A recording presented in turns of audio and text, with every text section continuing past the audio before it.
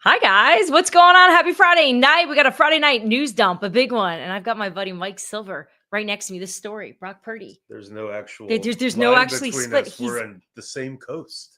Same coast and the same home right now. He's in I invited Mike Silver into my house here because this story was so big. He got on a plane and was able to fly across the country in 8 minutes? I think that's what it was. Incredible. Just to be here to share with you his response, thoughts, opinions, and intel he has on everything involving the Brock Purdy contract. So look, we knew this thing was getting done. We've heard nothing but positive vibes for the last few weeks. I think they were really trying to nail down that annual per year number, make an agreement on it. And here they are striking a deal of 5 years, $265 million. They got the biggest deal done that they needed to get done here. And just in terms of hearing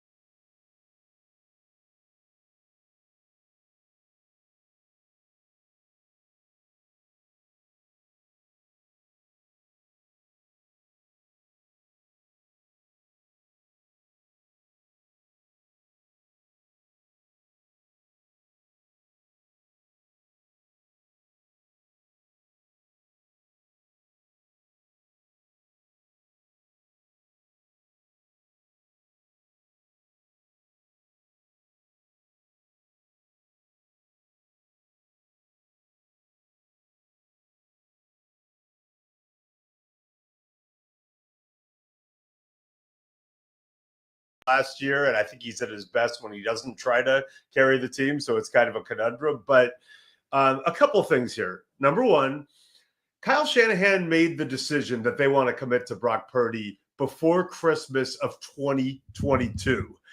Brock Purdy was about 3 games in as the starter when Jimmy Garoppolo got hurt, ended up going to the NFC Championship game, suffering the elbow injury. But Kyle had already decided. So whether you think it's good news or not, the guy who has the juice in that building, Kyle Shanahan, had already made that call. And obviously, Jed York and John Lynch in alignment on that, as that triumvirate always is, to their credit. Second thing, it sounds like a lot of money, and it is, but Brock Purdy is coming off 2.5 seasons of being arguably the most underpaid player in the history of the sport, thanks to the ridiculous rookie wage scale that I don't know how they agreed to in 2011. But because he was the last pick of the draft, they weren't even eligible to extend him until now. And he's been making minimum. And I know it's all relative, but Brock Purdy, they've had a great deal on Brock Purdy to this point. It's now time for Brock Purdy to have that financial security, and he earned it. Yeah, and you look around at the league right now in terms of what the quarterbacks are making. He's right in that Jared Goff salary, Tua. And the Trevor Lawrence number was, I think, the number most thought he would land at. I know, I think back to even just last season, and there was some chatter that perhaps Brock would go into these negotiations asking for 60, right? 60 million, 60.1 million, just to go into what the market dictated, right? With Dak Prescott making the most at 60 million a year. But from what I understand, that is not at all how they negotiated this deal at all. In fact, from what I can gather, it seemed like both sides were just really realistic about who he is, where he's at, where this team's at, and also the needs of this team, knowing that they've made mistakes in the past with these contracts. Well, a couple of things. First of all, as your colleague and as someone who consumes your content, you have been so on this. And of course, Dianna broke this story not too long ago at The Athletic on social media, as she often does. But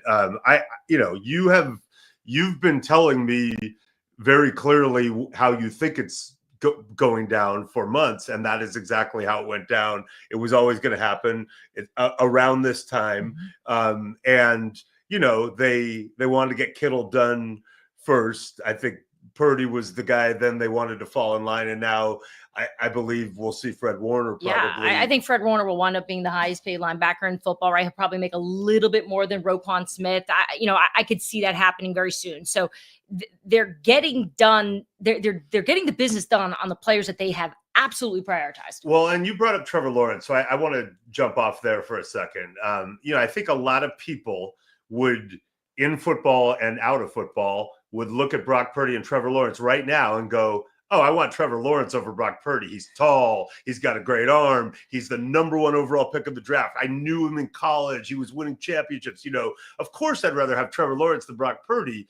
But I know a lot of football people who would see it the opposite. And that's not a dig on Trevor Lawrence, but he did have one epic playoff comeback. But Brock Purdy has been to a Super Bowl, been to overtime against Patrick Mahomes in a Super Bowl, been to 2 conference title games, and finished in, I think, top 4 of an MVP vote, or 3. Top 4, yeah. Yeah, and so I think if you get over the draft status and the measurables, you would say Brock Purdy has done more thus far in his career to earn his money than Trevor Lawrence has. Not that Trevor Lawrence doesn't have a chance to, of course, fulfill that promise. Make these improvements with Liam Cohen and that whole new regime Sure. that you just spent quite a few days around the draft when you were embedded with Jacksonville. It was tremendous. If you haven't read that article, you should go back. It's a timeless piece with tons of info about the Jaguars' direction. But going back to what we're seeing with the 49ers, I spoke with Fred Warner at the Super Bowl, and he looked right into my camera to tell me how great Brock Purdy was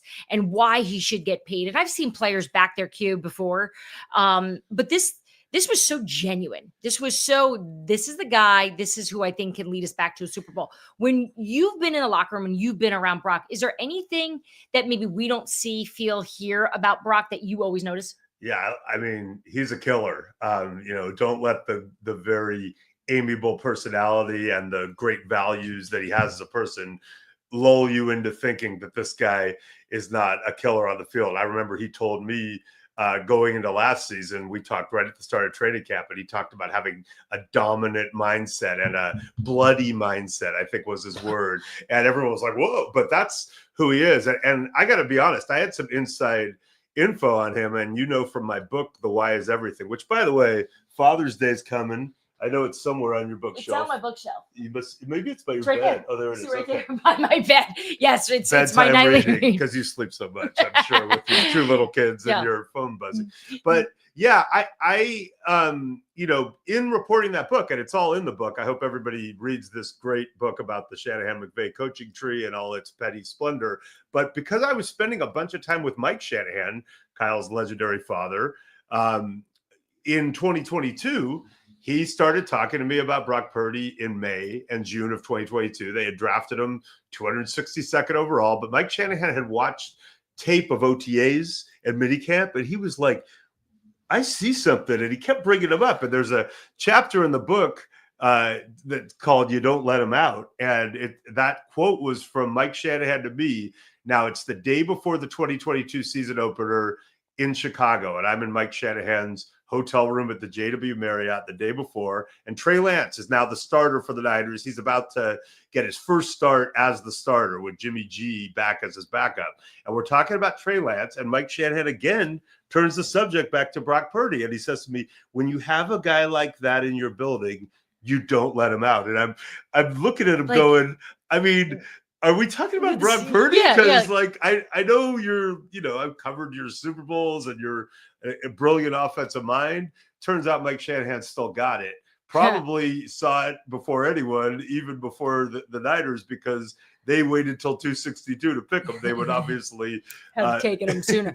I've always been curious too about internally how that conversation goes when they realize that Trey Lance isn't the guy, right? And they are seeing this from Brock Purdy. They're not just seeing it on the field, they're seeing it behind the scenes. Well, Jed York told this incredible story. So when the 49ers were getting ready to play the Chiefs in Super Bowl 58, before they went out to Vegas, Jed York did a big interview in the 49er press room, and he told a story that was really illuminating. And what he said was, I remember in training camp of 2022, Kyle's kind of walking off the field, and he and I were walking up together, and Kyle made a point of coming up to me, and he said, hey, listen, I think Brock's our best quarterback, and I think before too long, that's going to he's going to end up being the guy. And Jed really honestly said, an owner doesn't love hearing that a guy you traded 3 first-round picks to acquire with the 3rd pick of the draft is not going to be your quarterback, but the guy you took at 262 the next year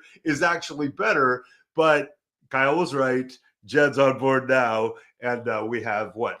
$265 million reasons why this is no longer a matter of over $181 million in guaranteed money. Obviously, that's always so important to players, and even for Brock Purdy's agent, right? This was a really big deal for him, and I think he will get a lot of praise for getting a deal done. And I really, we love to look at these contracts and go, all right, who won? Oh, they stole this money from them, or however you want to see it.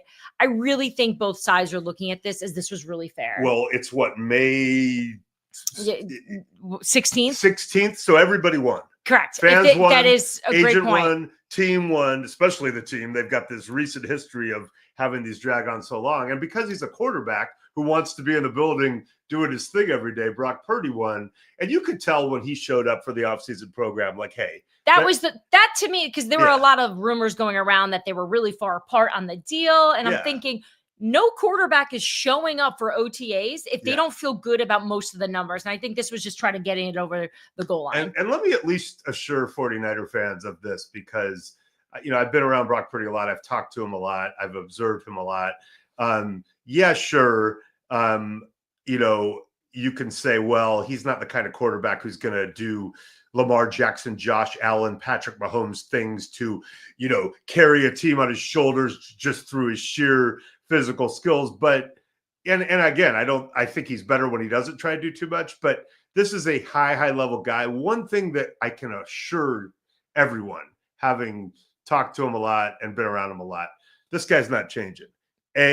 He is not going. Money's not going to change him as a person. He's got his core values. He's kind of he still walks around like he's going to class at Iowa State. Yeah. It's unbelievable, like with his backpack. I'm like, dude, did you just get out of econ? What's going on?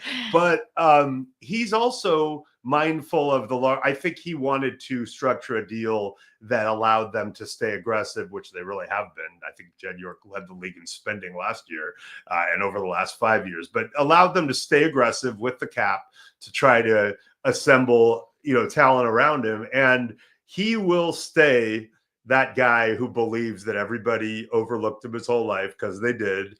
I've written some cool stuff about how, Arizona State, where he's from, at the last minute kind of got in his recruiting, and they were like, oh, hey. And he was like, nah, I'm sticking with Matt Campbell at Iowa State, who were on me early. Yeah. You guys didn't really believe in me. You're just being told now, because I'm getting some attention at the very end, that you should go recruit the local. And I know every time he sets foot in that stadium in Glendale, Arizona. He carries that, and well, I think the 49ers front office, the coaching staff, specifically Kyle Shanahan, have got to be celebrating tonight. Brock Purdy and his family have got to be as well. And really, John Lynch and Parag Marate, yeah. Credit to them. They've taken some body blows when, Debo, Bosa, Kittle, all these deals last year, heaven forbid, Ayuk, Trent Williams, they went so late and there was so much noise. And in this case, everybody got it done. They got it done quietly. They got it done in May, and everybody should be,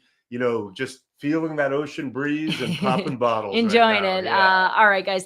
So Brock Purdy, 49ers agreed to a 5-year, $265 million contract extension. We should go celebrate. We're together on the same coast. When I fly across the country, I either want to be embedded in a draft room, which I was on my last trip, or embedded with our spouses in a restaurant where we wasn't sure we were going to go there, but I'm excited for that.